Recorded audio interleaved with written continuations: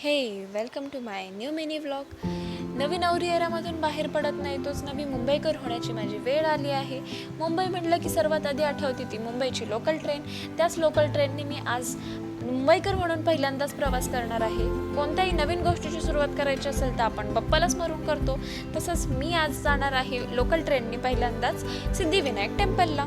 तर त्यासाठी मी अशी काही रेडी झाली आहे. चला तर मग सिद्धिविनायक दर्शनला. लिफ्ट बंद होती म्हणून पायऱ्यांनीच उतरलो. खाली जात नाही तोच ऑटो आलेली होती. ऑटो पकडली आणि थेट गेलो स्टेशनला गेलो. ट्रेन पकडली. ट्रेनमध्ये अजिबात गर्दी नव्हती तरी मला उभं राहून प्रवास करायचा आनंद घ्यायचा होता.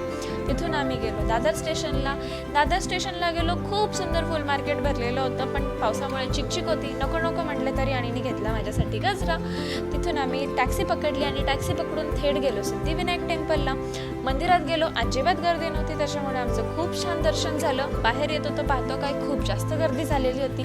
त्यानंतर आम्ही खूप छान फोटोज काढले. तिथून बाहेर आलो आणि त्यानंतर आम्ही पकडली कॅब आणि कॅब घेऊन आम्ही गेलो शॉपिंगला.